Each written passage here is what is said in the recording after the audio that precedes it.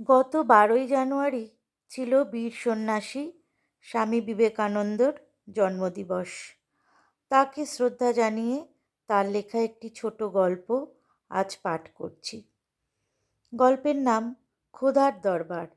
লেখক স্বামী বিবেকানন্দ। জালাল ফকিরের মাঠ। মাঠ নয়, যেন তেপান্তরের মাঠ।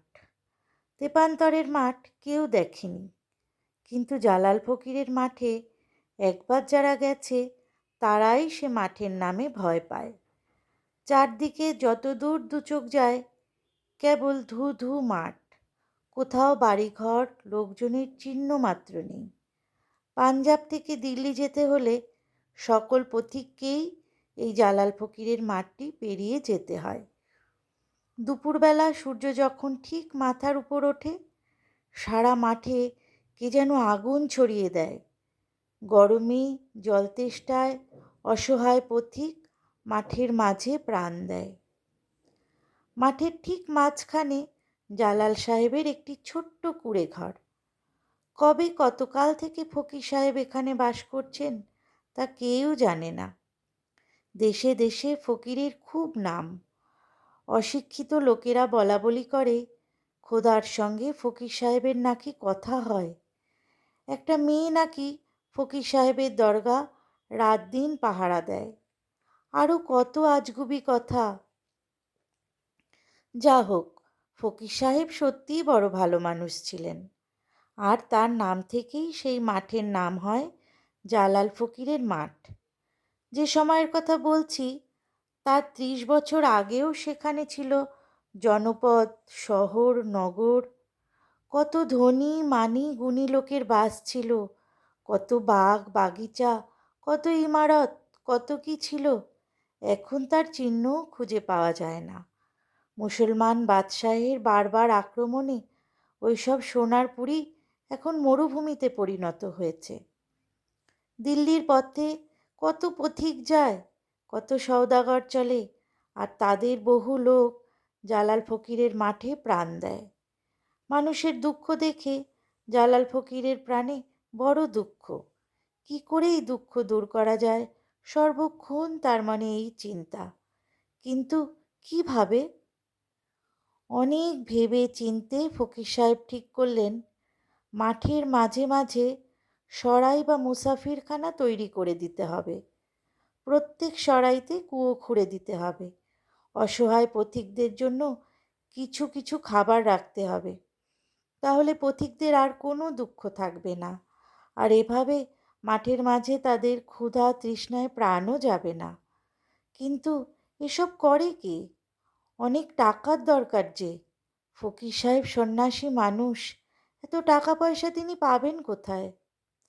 কিছুদিন পর একদিন একদল লোক দিল্লি থেকে ফিরছিল।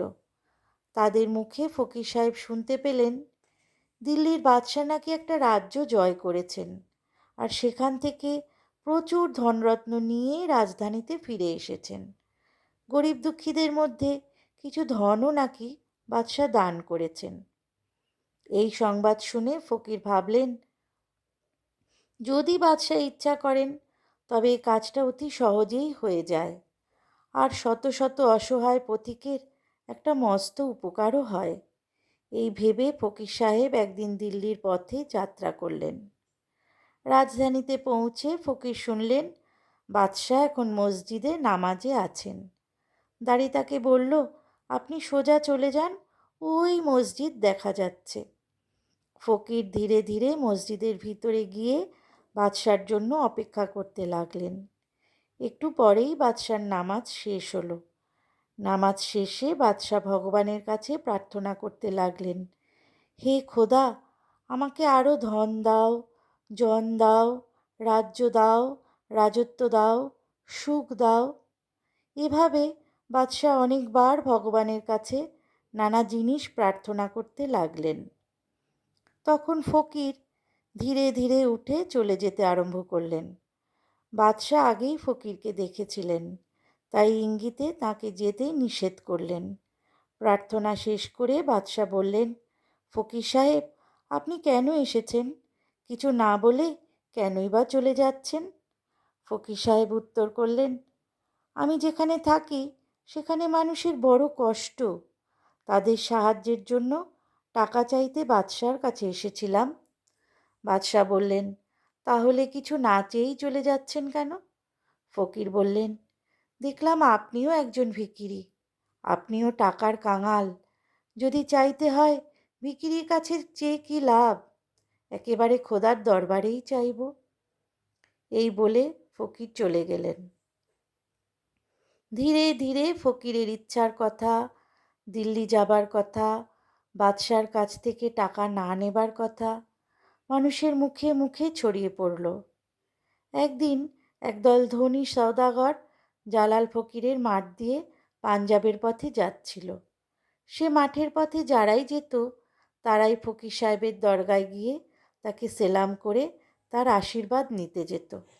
সওদাগরেরা ফকির সাহেবের ইচ্ছার কথা আগেই শুনেছিল। তারা এবার গিয়ে ফকির সাহেবকে বলল, পীর সাহেব, শুনলুম পথিকদের জন্য আপনি মাঠের মাঝে মাঝে সরাই কুয়ো এসব করতে চাইছেন। যদি আপনার হুকুম হয় তবে আমরা অতি আনন্দের সঙ্গে সব ব্যবস্থা করি। আপনি টাকা পয়সার জন্য ভাববেন না, সমস্ত খরচই আমরা আনন্দের সঙ্গে বহন করব। খুব খুশি মনেই ফকির সাহেব সওদাগরদের কথায় রাজি হলেন। অল্প দিনের মধ্যেই জালাল ফকিরের মাঠের স্থানে স্থানে বহু সরাইখানা তৈরি হলো। সেখানে থাকলো কুয়ো, খাবার ও থাকার ব্যবস্থা। সেদিন থেকে আর একটি পথিকও জালাল ফকিরের মাঠে জল, খাবার বা আশ্রয়ের অভাবে প্রাণ হারায়নি।